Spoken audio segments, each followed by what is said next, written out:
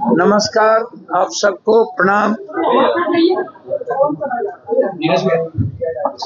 दो ऐसी परिस्थितियां हैं, दो सवाल हैं बिहार से और दो सवाल हैं देश के। जो लगातार सरकार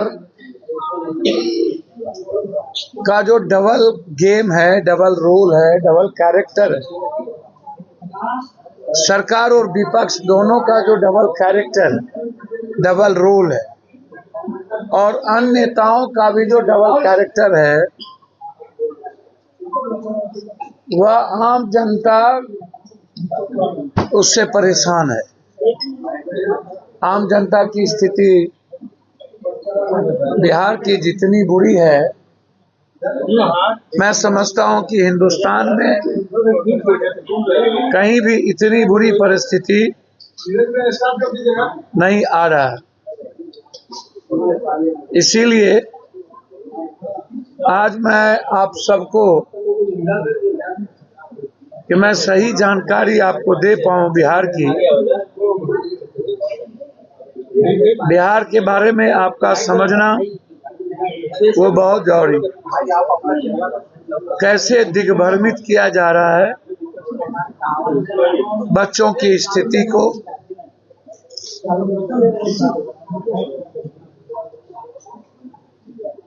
जिसमें कल जो रांची में घटना घटी नेहा जी के साथ और पूर्व में मेरे साथ लगातार जो घटना घटी, आज अखिलेश जी ने ट्वीट भी किया कि जिन लोगों ने हम पर हमला किया उसको पूरे उत्तर प्रदेश में बीजेपी सरकार के द्वारा कैसे स्वागत करवाया जाए। अपराधियों को और पूरे तरीके से यह साफ है कि सरकार सच्चाई सुनना नहीं चाहती, सरकार सच्चाई का सामना नहीं करना चाहती और सरकार सच्चाई बोलने देने वालों को खत्म करना चाहती। यही कल नेहा जी के साथ हुआ। अपनी ही सरकार के गलत नीति के खिलाफ कांग्रेस के राष्ट्रीय छात्र अध्यक्ष भी धरना पर गए थे। राहुल गांधी जी धरना पर बैठे सभी छात्रों से बातचीत भी की और हमारी बहन नेहा जी वहां गई भी। उसके बाद जिस तरीके से बेटी पढ़ाओ बेटी बचाओ और बेटियों का सम्मान इस देश में आंदोलन के बाद जिस तरीके से बेटियों पर हमला, रीचा बेटी पे हमला, गाजियाबाद में उसके घर पे हमला, जो बेटी आंदोलन में थे उसका वीडियो निकाल के बजरंग दल विश्व हिंदू परिषद के लोग लगातार उसके साथ छेड़खानी करना।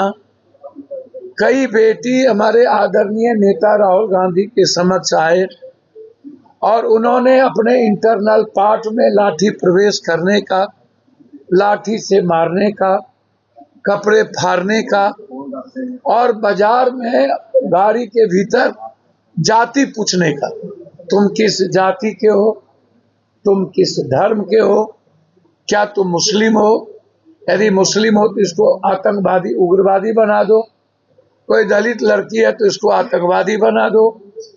इस तरह पुलिस दिल्ली के जाति पूछ करके बेटियों के साथ न कपड़े खोले गए, उसको मारा गया, उसको थाने में कपड़े खोले गए, टॉर्चर किए गए। ये सब बेटी अपने अपने मुंह से आज बोल रही है और पूरे तरीके से पूरे देश में जहां जहां आंदोलन हुआ, हमने जब मैसेज दिया कि जितने 21 बच्चे आत्महत्या किए हैं, सभी बच्चों को 50-50 हजार रुपया और जितने बच्चे घायल हुए हैं, जिसको तंग किए जा रहे हैं बच्चे बेटी को, उसको 50,000 रुपया, तब और भी सामने आ रहा है कि कितने लोग घायल हैं, कितने लोग जेल में हैं, कितने लोगों का दुकान टूट गया, जंतर मंतर पर दुकान पुलिस के द्वारा लूट लिए गए। ये सारे सवाल सामने में आ रहे हैं। अखिलेश यादव जी जब ये सवाल खड़ा करते हैं तो आप सदन में चुपचाप सदन को बंद कर देते। हमारे नेता, विपक्ष के नेता एक ही दो बात आपसे पूछे कि गृह मंत्री जी कहाँ हैं? गृह मंत्री जी आइए, बात करिए। गृह मंत्री जी मंदिर पर चर्चा करिए। गृह मंत्री जी इस कमेटी में सनातनी कौन कौन लोग हैं? टाइल्स के पैसे कहाँ गायब हुए? चांदी कहाँ गायब हुआ? सोना का रामायण कहाँ गायब हुआ? 3,300 करोड़ रुपया कहाँ गायब हुआ? केदारनाथ, बद्रीनाथ, अन्य मंदिर के पैसे कहाँ गायब हुए? यही तो सवाल है। और ये सवाल या तो होम मिनिस्टर जवाब देंगे, या तो जो उद्घाटन और शिलान्यास कर रहे थे, जो कमेटी बनाए, जिन्होंने आरटीआई से मंदिर को हटा दिया, ऑडिट से हटा दिया, वो जवाब देंगे। दोनों आदमी सदन आने को तैयार नहीं है। नीट्स के मुद्दों पर, पेपर क्वेश्चन रिकॉर्ड के मुद्दों पर तैयार नहीं है। आप सरकार हमारी है झारखंड में, तो बीजेपी को, नेहा जी को क्या ईंट फेंकना चाहिए? क्या हमारे छात्र अध्यक्ष का विरोध करना चाहिए? जब हम अपनी सरकार के विरोध में हम आंदोलन कर रहे हैं, हमारी सरकार वहां पर सीआईडी में दे दी, हमारी सरकार वहां 4 जेएसएस के लोगों पर को बुला लिया कि तुम जवाब दो। हमने कह दिया कि हम वार्ता करेंगे। बच्चे के पास मंत्री गए, हमारे मुख्यमंत्री ने कहा कि घर आने दो। बेंगलोर में हमारे मुख्यमंत्री बच्चों के पास जाके मिले। तुम क्या किए? तुमने पूरा का पूरा रण क्षेत्र बना दिया, पूरा देश को रण क्षेत्र बना दिया। AK-47 आपने कहा कि हमने गोली नहीं चलाई दिल्ली में पेंटागन से, और वो बेटी कह रही है कि मुझे सीधे टारगेट करके मारा गया, और उन्होंने पूरा फेस दिखाया। फिर इसका जवाब कौन देगा? लेकिन आप डायलूट कर रहे हैं। आप कह रहे हैं कि सदन चलने दीजिए, हम सदन चलाना चाहते हैं। हमारे नेता वो कह रहे हैं कि आप जवाब दे दीजिए, चर्चा हो जाए। वो कह रहे हैं मंदिर पे चर्चा हो जाए, और आप कह रहे हो कि महिला बिल तो कांग्रेस का सबसे महत्वपूर्ण बिल था। सोनिया गांधी जी ने इस महिला बिल को पास करवाई थी। 2023 में कांग्रेस के समर्थन से यह महिला बिल पास करवाया गया। 3 साल से नरेंद्र मोदी जी इस महिला बिल को पास नहीं कर रहे। 3 साल से। क्यों? जो महिला बिल पास हो गया, किरण रिजिजू जी इस बात को जानते हैं, फिर आप दिग्भ्रमित क्यों कर रहे हैं? हमारे नेता आपसे बार बार पूछ रहे हैं परिसीमन में महिला बिल की क्या जरूरत, और परिसीमन का तरीका क्या होगा? पहले आप सभी विपक्ष से बात करिए। आप डायलूट कर रहे हैं। आप 23 में जो महिला बिल पास हो गया, राष्ट्रपति जी के यहां से पास हो गया, उसको आप एग्जीक्यूट क्यों नहीं कर रहे?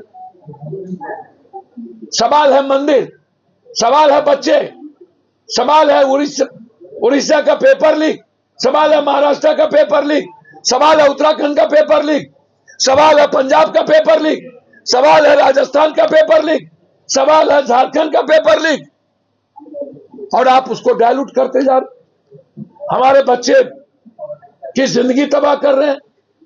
पूरा आंदोलन के बाद बजरंग दल और विश्व हिंदू परिषद को आप बेटियों को के साथ छेड़खानी करने की आजादी दे दी है, मारने की आजादी दे दी है। लोकतंत्र खत्म हो रहा है, और आप हर दिन पप्पू यादव को मारना चाहते हैं। हर दिन पूरा देश का लगभग साधु संत, जितने साधु संत है, वो सब पप्पू यादव के साथ खड़े। टोटल आपको आश्चर्य होगा, एक भी साधु संत आप उठा करके देखेंगे, देखिए ये साधु क्या बोल रहा, आपको आश्चर्य होगा। आप मतलब मौखिक रूप से झंडे डंडे लेकर के सनातन सनातन कर रहे हो, सनातन का परिभाषा बताओ। सनातनी तो सब कह रहे हैं अपने आप को, और राम जी के गुण कहा गया आपके बचाओ, तुमको क्या बचाएंगे, उसका जवाब अब आइए तुम वो प्रश्नों आप के देखते चलिए, ये सारे बाबा देखिए, ये इनके बारे में क्या बोल रहे हैं जो गोली खाए थे अयोध्या में। देखिए शंकराचार्य जी क्या बोल रहे हैं, हम नहीं बोल रहे हैं, शंकराचार्य जी बोल रहे हैं। ये राम जी को भगवान नहीं मानते। हाँ, इनके जो दीनदयाल उपाध्याय और जो याज्ञवल्क्य और ये सब हैं, इनकी सबकी किताबें छपी हुई, उसमें ये कहते हैं कि राम जो है भगवान नहीं थे। ये हिंदू लोगों की जो है कमजोरी है कि जो भी थोड़ा आगे बढ़ करके अच्छा काम करता है उसको ये लोग देवता बना देते हैं। ये गलत है। ये राम जो है हमारे आपके जैसे ही मनुष्य थे। जब उनकी पत्नी सीता का अपहरण हो गया था तो वैसे ही बिलक बिलक के रोए थे जैसा हम में से कोई भी रोएगा। तो ये जब राम को भगवान ही नहीं मानते तो ये मंदिर बना के वहाँ कैसे बैठे हुए हैं? इसलिए इनको धक्का दे के हटाना पड़ेगा। और जो राम को भगवान मानने वाले लोग हैं, व्यापक ब्रह्म निरंजन निर्गुण विगत विनोद सोई भक्त प्रेम बस कौशल्या, ये धारणा जिनकी है, ऐसे लोगों को आगे वहाँ पे बैठना पड़ेगा, तब ये स्थान मंदिर बनेगा। और नहीं एक नहीं भैया, जितने आप उठाओगे, ये बाबा क्या बोल रहे हैं, ये बाबा क्या, ये लोग क्या बोल रहे हैं, जितने बाबा हैं, क्या किताब में लिखा था भैया सावरकर ने? सावरकर जी अपने किताब में लिखे हैं भगवान का अस्तित्व नहीं। बिहार की स्थिति सबसे ज्यादा भयावह स्थिति बनी। परिणाम यह था कि हमारे बच्चों पे बुरे तरीके से पीटे गए, बुरे तरीके से बेटियों को तंग किया गया, जेल भेजा गया, फिर सुप्रीम कोर्ट के हवाले देकर के उससे जेल से नहीं निकाला गया। घोषणा करने के बाद बच्चों के साथ किसी तरह के राहत नहीं हुए, और उसी कड़ी में आज हमारे बच्चे, कुछ प्रोफेसर, असिस्टेंट प्रोफेसर कई दिनों से भूख हड़ताल पर हैं। असिस्टेंट प्रोफेसर भर्ती आरक्षण रोस्टर में गड़बड़ी, बिना नीट पीएचडी की नियुक्ति, इसमें डोमिसाइल नीति लागू करने की मांग उठ रही है कि डोमिसाइल नीति मांग करो। ये प्रोफेसर के नीट में जो बाहर के बच्चे जो इंटरव्यू लेने आए, उन्होंने बिहार के बच्चों के साथ बिना किसी नीड्स के, बिना पीएचडी के उसने नियुक्ति कर दी। बिना पीएचडी और बिना नीड्स के बाहर से जो आए वो नियुक्ति कैसे कर सकते? इस तरह का मोनोपोली गवर्नर साहब सुनने को तैयार नहीं। हालात अच्छे नहीं है, इसीलिए मैं आपके बीच में यह बात कहना उचित समझ रहा था कि मैं आपसे क्या बात करूं। मैं दूसरी बात मैं आपसे कहना चाहूंगा कि मतभेद होनी चाहिए। क्या व्यक्तिगत हमला किसी सरकार का काम है? क्या सरकार के मंडल अध्यक्ष का काम है? आंदोलन अब चिंताजनक मोड़ पर पहुंच रहा है। व्यक्तिगत निशाना बनाना, लड़कियों को गाली देना और 80 मुद्दों से खत्म कर देना। मतभेद हो लेकिन व्यक्तिगत हमला नहीं हो। चाहे जीपीएससी का मामला हो, जीएसएससी का मामला हो, सीजीएल का मामला हो, मैं जरूर आपसे कहना चाहूंगा कि हालात इस देश के अच्छे नहीं है। 15 दिनों से लोकसभा कंप्लीट रूप से बंद है। अमित भाई और प्रधानमंत्री जी गायब है। एक गहरी साजिश लगातार रची जा रही है।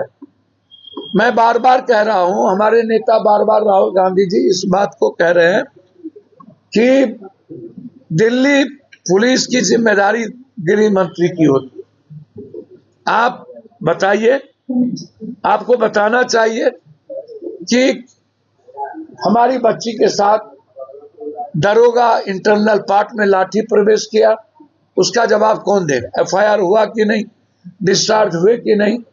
नौकरी गई कि नहीं, जेल गए कि नहीं, आपके पास कोई सवाल नहीं। लाठी चली, आपके पास कोई सवाल नहीं।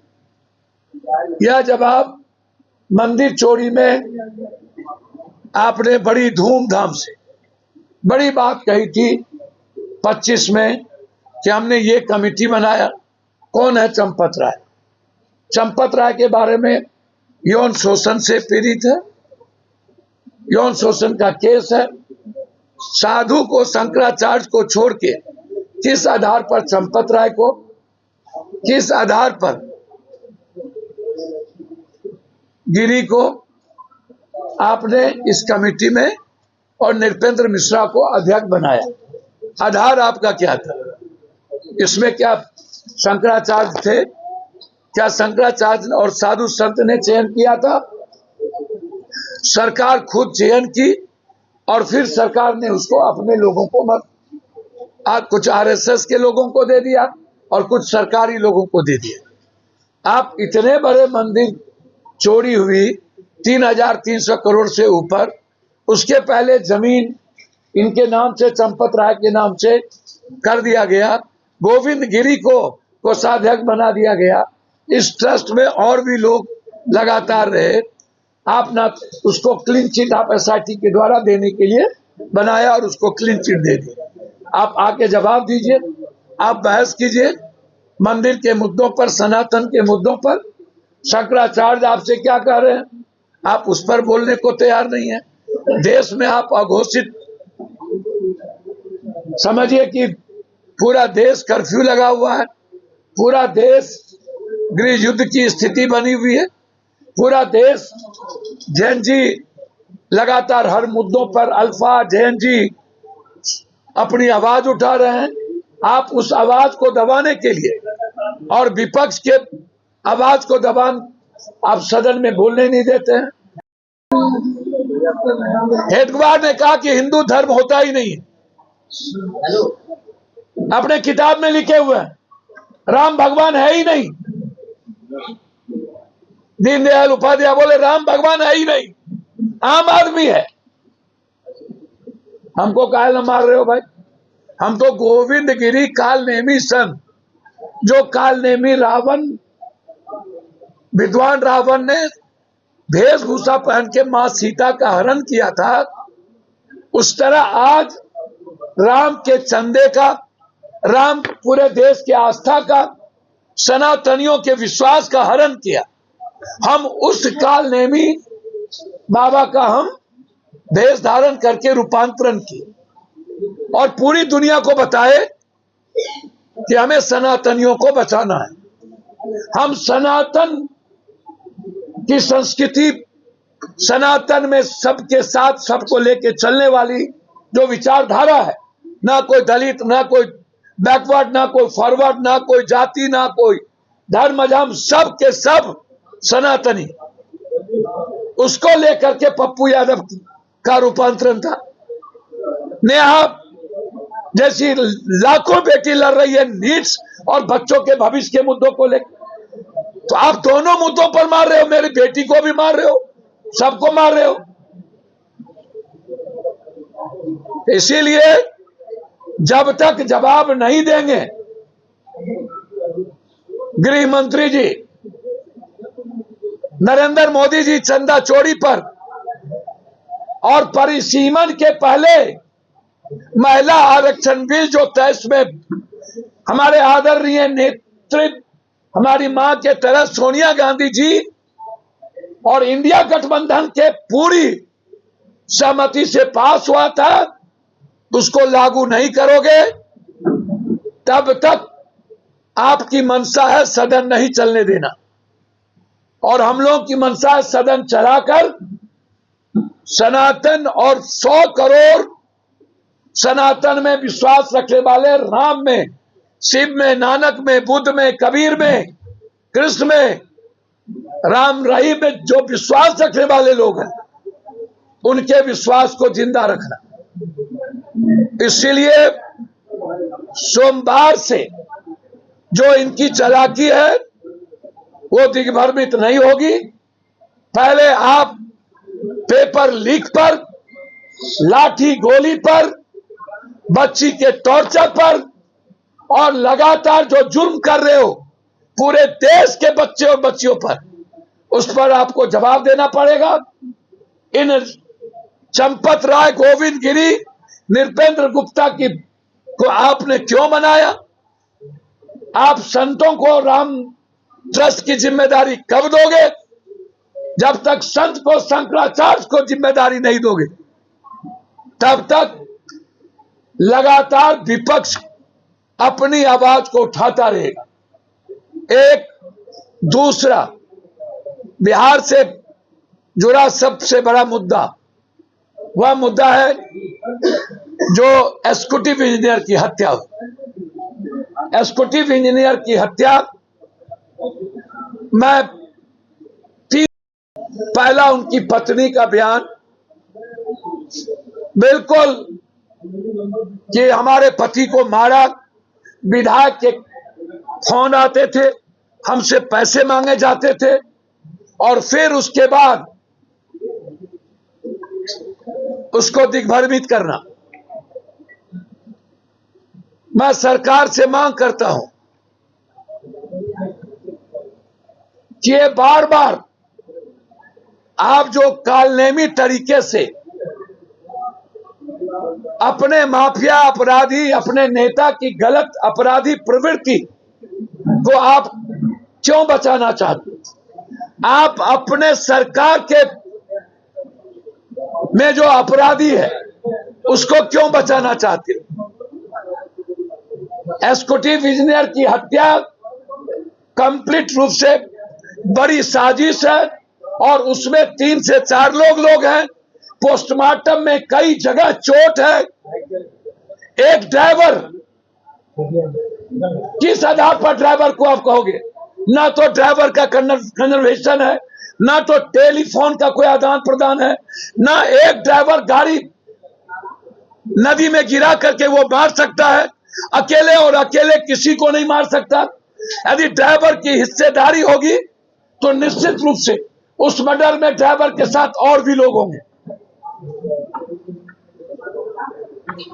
वो 3 से 4 लोग कौन है?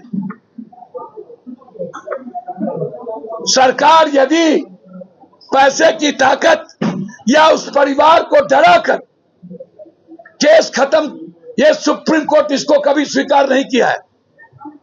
8 करोड़ रुपया देके किसी की हत्या को आप डायलूट नहीं कर सकते। यदि कोई 8 करोड़ रुपया अपने जीवन के लिए मांग रहा है, वो उसकी स्वतंत्रता है। हम उस दिन गए थे, उन्होंने मुझसे कही थी उसकी पत्नी ने, उसके भाई मतलब उनके साले इस केस को डायलूट किया है। उसके साले ने हमसे वो कह रहे हैं, मेरे वीडियो में देख लीजिए, आप अपने बच्चों को मत आने दो बिहार। हम इस जन्म में बिहार नहीं आने देंगे, ना ही मैं अपने पूरा परिवार को लेकर बिहार से जा रहा हूं। उसका भाई और मेरे वीडियो पर क्या बोल रही है उनकी पत्नी, सही जांच करवा दीजिए। अब क्या कर रही है कि ड्राइवर ने मारा? जो भाषा सरकार बोल रही है वही भाषा वो बोल रही है। मेरा क्लियर है, एग्जीक्यूटिव इंजीनियर की हत्या विधायक करवाया या नहीं करवाया, ये पप्पू यादव का सवाल नहीं है।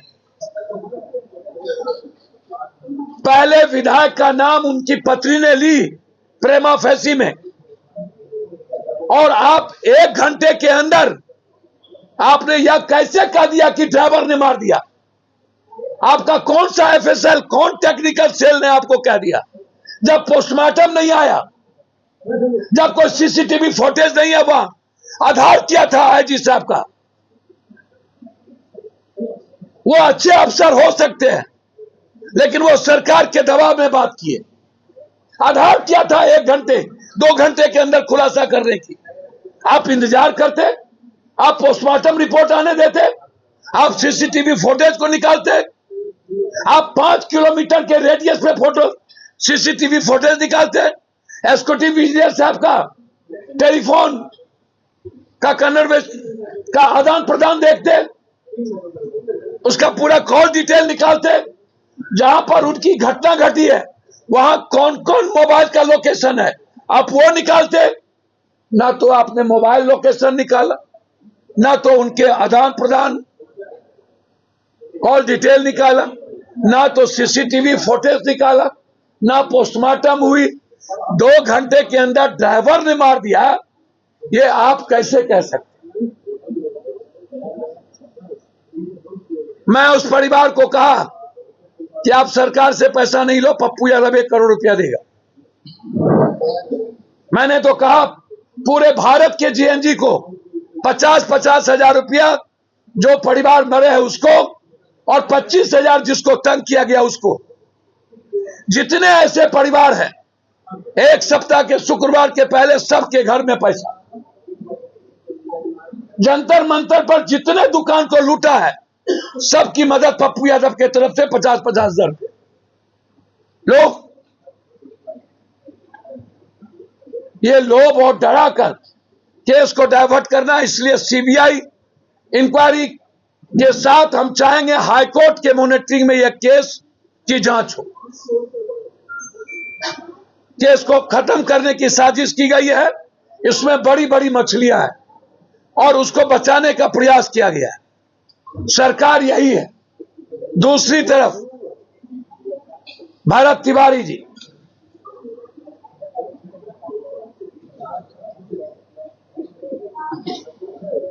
मैं सरकार से पूछना चाहता हूं, जब आप 1 रुपया भरत तिवारी के परिवार को दिए नहीं, मेरा चैलेंज है कि भरत तिवारी के किस अकाउंट में, शहीद भरत तिवारी के अकाउंट में 50 लाख रुपया डाला गया है। लगातार उस परिवार को तंग करने की प्रवृत्ति, कभी मनोज तिवारी, कभी एक नवसिखुए राजनीतिक व्यक्ति जो एक्सीडेंटल एमएलए हो गए, परिस्थिति जन विपक्ष के कारण भाई वीरेंद्र ने कह दिया कि वो एमएलए क्यों हुए। भाई वीरेंद्र ने चमड़ी डमरी शराब शबाब कबाब ड्रग्स सब बोल दिया। अब पप्पू यादव को बोलने की जरूरत नहीं। भाई वीरेंद्र जी ने जो बात कह दी वो लालूवादी है। भाई वीरेंद्र लालूवादी है, मैं उसको धन्यवाद दूंगा, ईमानदार आदमी है भाई वीरेंद्र। 2 करोड़ रुपया भाई वीरेंद्र को एक पार्टी तोड़ने के लिए दे रहा था। अगले बार भाई वीरेंद्र ने कहा कि मैं मरना पसंद करूंगा, लालू को नहीं छोड़ूंगा।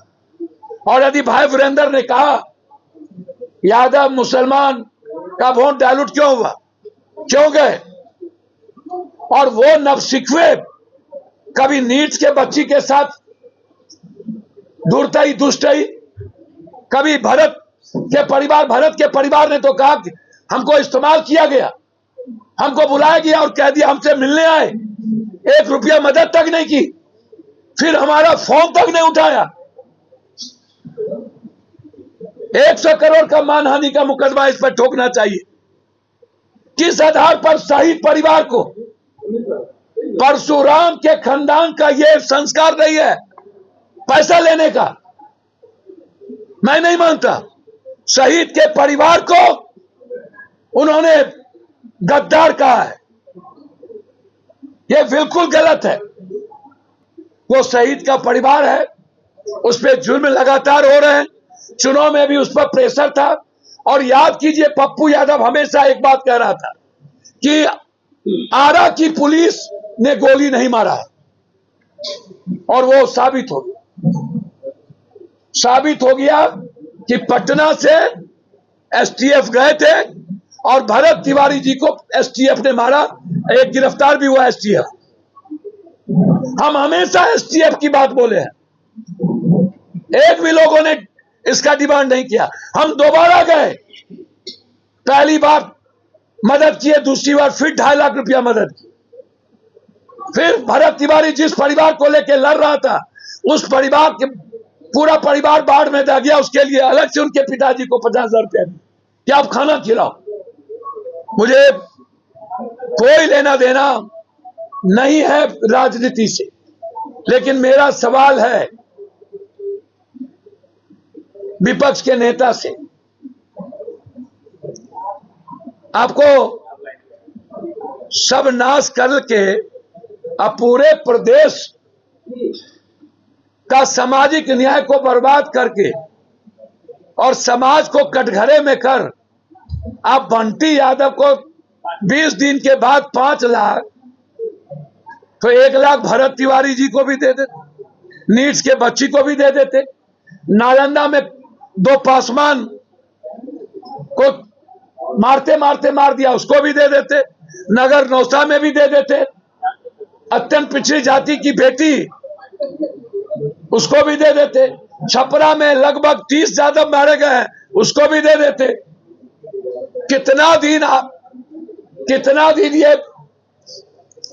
ये दुष्टई प्रवृत्ति वाला राजनीति कीजिएगा? ये कौन सा राजनीति है?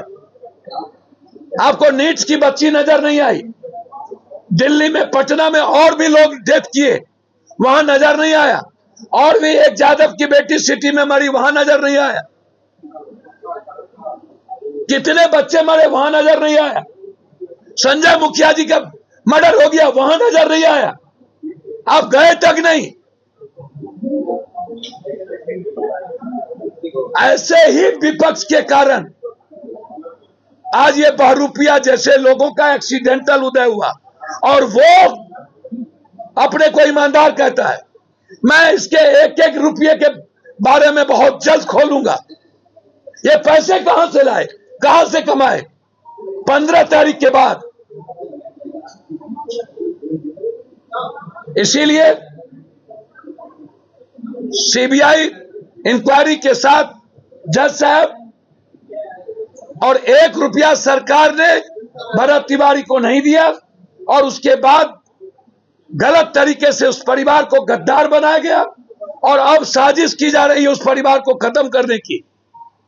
मैं पूरे देश के उस वर्ग समाज से कहूंगा, आप अपने इतिहास को समझिए और इसकी लड़ाई लड़िए। अंत में मेरा बिल्कुल आग्रह है कि पूरा बिहार रक्तचरित रक्तपात हो चुका है। पूरा बिहार सामूहिक बलात्कार के हिस्से में डूब चुका है एक तरफ से। इसीलिए सरकार प्रेशर की राजनीति ना करे, डराने की राजनीति ना करे। सत्ता पक्ष और विपक्ष दोनों एक हो चुके हैं। हमरा बिहार में तू नटवा, तोरा बिहार में हम नटवा। बड़ों के बाप, कनियों के बाप, चित भी मेरी, पट भी मेरी। ये दोनों अलग अलग क्रिकेट खेल रहे हैं, फ्री। लेकिन अब तो तेजस्वी एक्टिव हो गया है, डीजीपी से जाके मिले हैं। बहुत बहुत धन्यवाद। कह रहे हैं कि अब सरकार को संभालना पड़ेगा। तो मेरे तरह दे देते भरत तिवारी को, पासवान जी को, मेरे तरह दे देते संजय यादव जी के यहाँ चले जाते, छपरा में 30 यादव के यहाँ चले जाते। और जवाब देना है तो उनको भाई वीरेंद्र जी का जवाब दे दीजिए। उनका जवाब क्यों नहीं दे? तो कर दिया भैया, चमड़ी किसके लिए बोले? वो चमड़ी पहुंचा किसको रहा है? ये जिंदा चमड़ी मिल किसको रहा है? कौन है आप? वो तो भाई वीरेंद्र ने कह दिया, उसने पप्पू यादव को क्या कहना। धन्यवाद। हमको जो कहना था मैंने वो कह दिया। लेकिन नेता प्रतिपक्ष तेजस्वी यादव कह रहे हैं कि उनके लेटर के बाद बिहार में गिरफ्तार छात्रों को छोड़ा गया है। मुझको तो समझ में नहीं आता है। विदेश से आए ही 1 महीना किसी आंदोलन में पता नहीं, बच्ची के साथ क्या हुआ पता नहीं। 3 महीने से राहुल गांधी जी, प्रियंका गांधी, अखिलेश जी, पूरा विपक्ष सड़क पर लाठी खा रहे हैं। प्राइम मिनिस्टर क्या लाठी खा रहे हैं, सड़क पर लाठी खा रहे हैं, सदन में मार खाते खाते बचे हैं। इनको क्या पता बच्चों के और बच्ची के आंदोलन से? तो बुला रहे हैं बिहार में राहुल यादव भाई को छुड़ाने के लिए माहौल बना रहे थे कि छात्रों को छुड़ाने। अब जी मैं कुछ नहीं जानता कब उनका कौन भाई है, कौन पराया है। जो अपने घर का नहीं होगा वो दूसरे का क्या होगा भगवान जाने। धन्यवाद धन्यवाद धन्यवाद धन्यवाद धन्यवाद।